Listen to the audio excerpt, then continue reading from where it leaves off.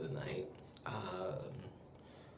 Been feeling a little, I don't know, uneasy, I guess.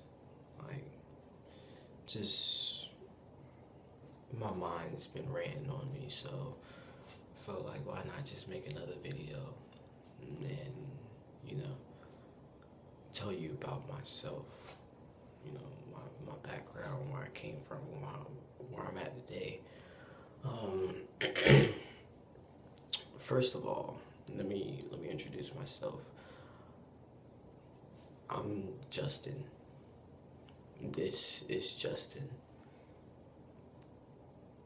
I'm an average kid, but at the same time, I'm not an average kid. Why? Because, you know, okay, my mom and my dad, they were never married, but my dad has been in my life since the moment I was born. He is the reason why I'm the man I am today. I can always go to him, and we're that close to where we have a brother type relationship, but at the same time, when it's father mode, you know, it kicks in. Same thing for my mom, you know, growing up, seeing as how they weren't together, I was used to always seeing her struggle with her journey for love.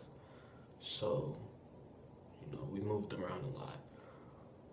We bounced back and forth from Virginia to North Carolina, and to Georgia, and then back to North Carolina, and then occasionally to Virginia and back, you know. So,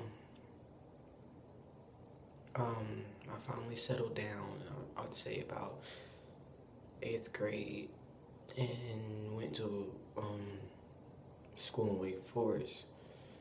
Started freshman, sophomore, in the first quarter of my junior year at Wake Forest High, but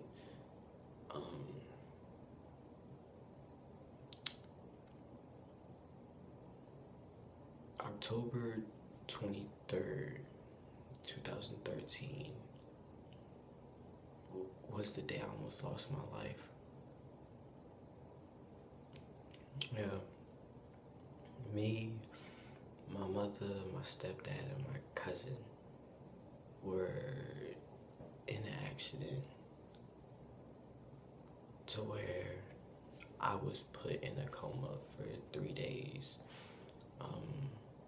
My mother broke her neck and a disc in her spine. I fractured my shoulder, and that was the second concussion I had. But it was so bad to where it was considered a traumatic brain injury, and I had hematoma. I think that's how you say it. In my head, to where, you know, like you could push down on my head, and the top of my head would move. And like that's how much blood I had in my head. So it's like,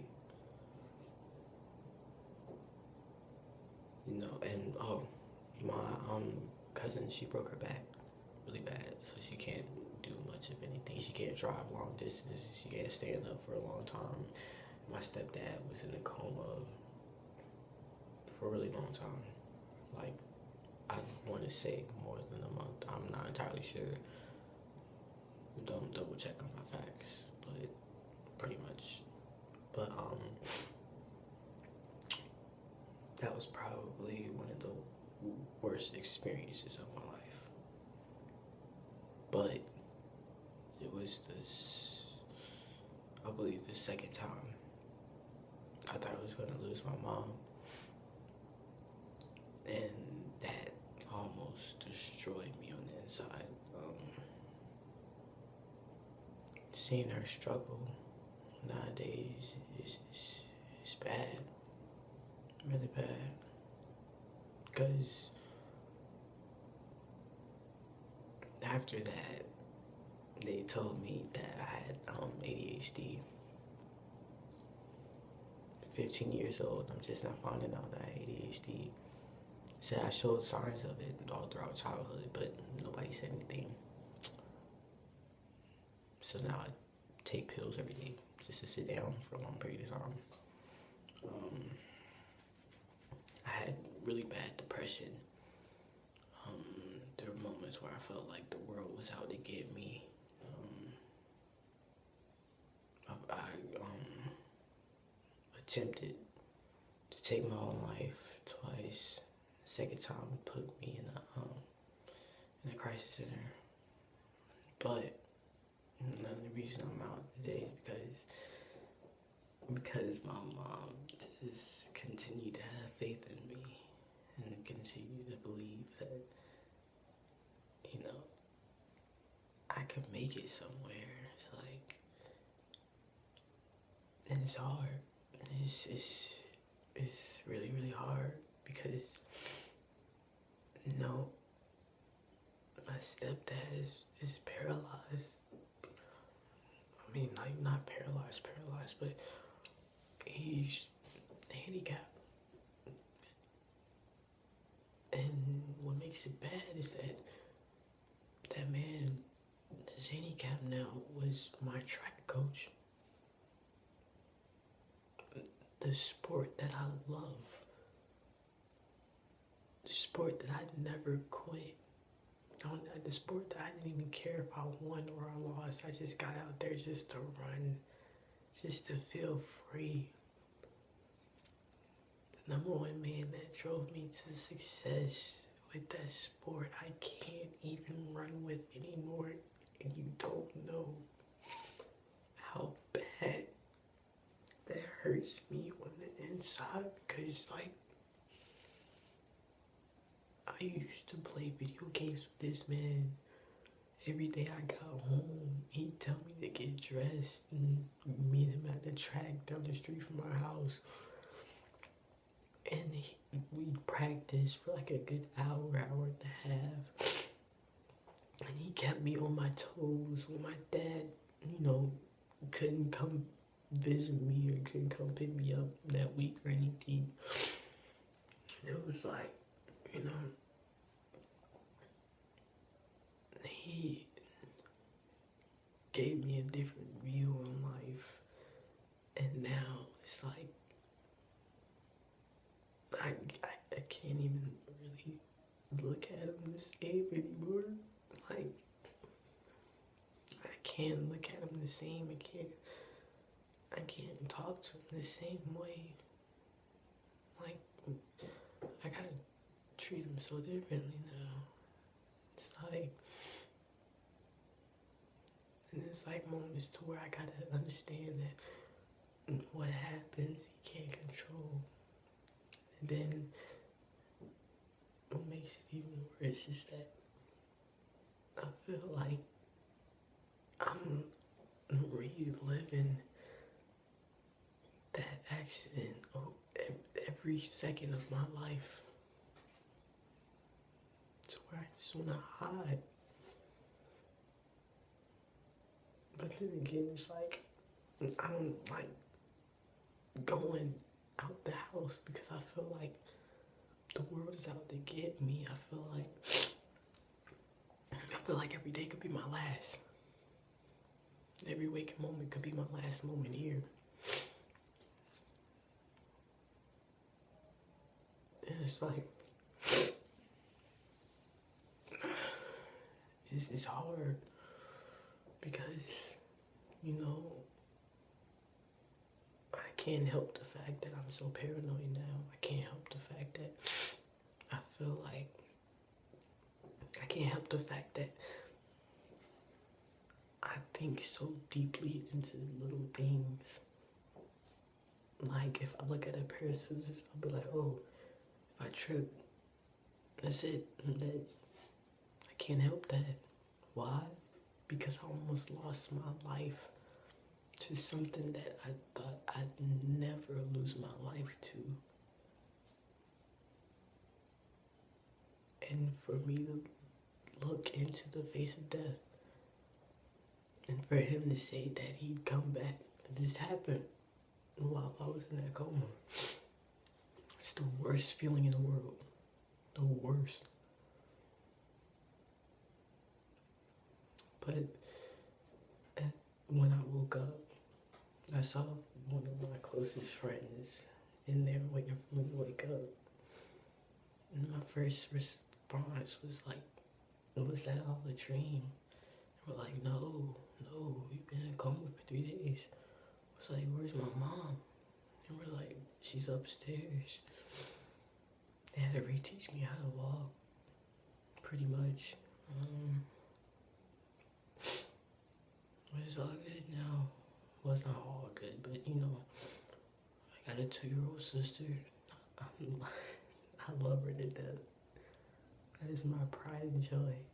That is probably the only thing that keeps me sane, is to be able to see her grow. And out of all honesty, if she wasn't here, I probably wouldn't be here telling you my story. And it's like, I'm not telling you this story to feel your sympathy. And, I don't know, my dad might get upset because I'm telling this story, but that doesn't matter right now. I just feel like it needs to be said. I'm tired of hiding, tired of being tired. I just get so tired of it to where I just really just want to walk away, or just like run away. But I don't have anywhere to go. But like I said before, I don't want to leave that 2-year-old, because I don't want her growing up knowing that she had a brother, but that doesn't really remember him, you feel me?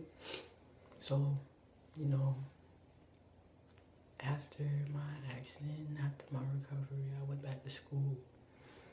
You know, it was hard.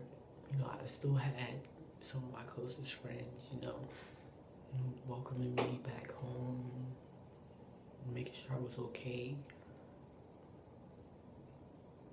But I still didn't feel at home. Felt so different from everybody. I felt completely different. Felt hideous. I had this big old blob of blood sitting on the top of my skull, under my skin. So, and then after I told my mom that,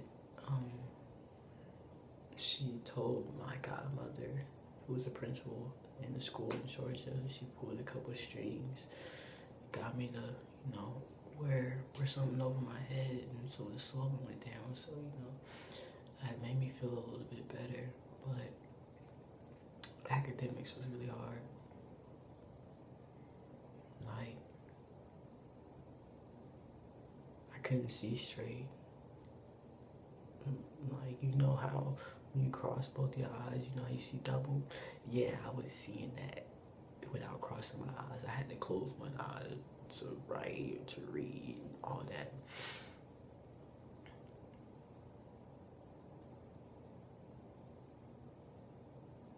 I still haven't got my stuff back either. You know, some stuff, like some clothes, well, not my clothes, like a hat that I was wearing that night, and my shoes flew off me when I was thrown, and I still haven't gotten it back. But that night changed me forever. Physically, mentally, emotionally, everything. No, I mean, yeah, it has its ups and downs. You know, I have a bad shoulder. Can't really fix that. I don't like being in large crowds. I just feel like everybody's staring at me. I'm claustrophobic. To be honest, yeah, I'm claustrophobic. It has its moments where it gets really bad. I get really bad anxiety. I just transferred schools a good couple months ago, about the last week in October, and the week before Thanksgiving break. I had a really bad anxiety attack. I had to call my mom and talk to I've been going to therapy, just all stuff like that. But what gets me the most is,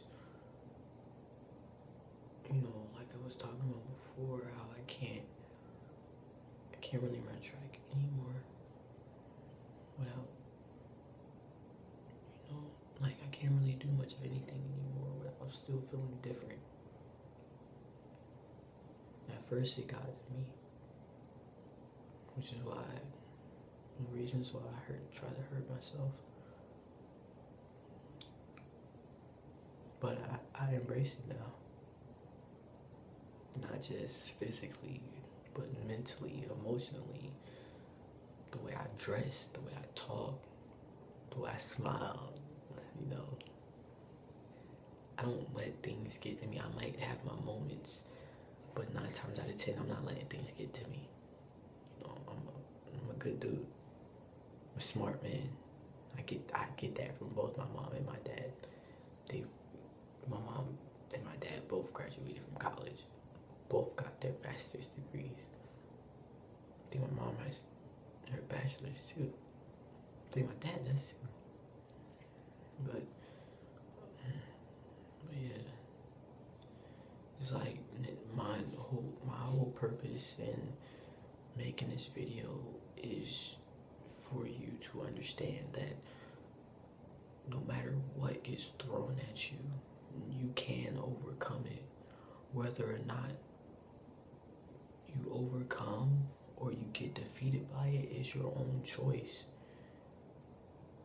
You can do whatever you want to do legally in life. It's like, if you feel like something should be done, in a certain way, then go for it. But, and I'm not telling you to do something stupid, but be ready to deal with the consequences. What my dad always told me, and I'm gonna wrap this up real quick, cause I know y'all got things to do, but I'm gonna leave you with this. Think about others while also thinking about yourself. And with that, I mean decision making. Like, think about something that you're about to do. Think about the possible outcomes that'll affect somebody else, like your mother, your father, your sister, your brother, your cousin, niece, nephew, aunt, uncle, grandma, grandpa, all that. But also think about what it's going to do to you. Is it going to hurt you legally, physically, mentally? What is it going to happen? What's going to happen? Is it going to be good? Is it going to be bad? Is it going to be neutral? A little bit of both. But but at the same time, live life. Don't try to be somebody else. Be yourself. Don't try to be a Brian when you're really a Billy. Don't try to, put someone else's shoes on, knowing good and well they're either 3 times larger than the size you wear or 3 times smaller than the size you wear. But the number one thing is always know that you can overcome whatever is thrown at you. Whatever it is that is possibly thrown at you, you can overcome it. You can overcome death. Why? You'll ascend into heaven. Or whatever you want to portray the afterlife as. Because, we got multiple religions nowadays, so. But still, it's like, don't let anyone hold you back. Nobody. Don't let anybody say, you can't do this. Not that, it's forbidden to do it, but you're not able to do it. Don't let anybody tell you that you are not able to do this simply because either you're not smart enough to do it, you're not strong enough to do it, you're not fast enough to do it, you're not creative enough to do it. Don't let anybody tell you that you can't do something like that. And if they do, you work your butt off to prove them wrong. I guarantee you, the best feeling in the world is to see the look on somebody's face the moment you showed them that exact thing that they said you could not do, that you could not achieve. That'll be like, that'll be your high. That's always mine. Look at me. I mean, I'm living in a house that my mom bought. Coming from me, that's a big step up. This is a house. This is a 2-story, about 6-bedroom house. I have a bathroom in my room. This is a come up. And if I can do it, if my mom can do it, if my dad can do it, you can do it too. Your mom can do it too. Your dad can do it too.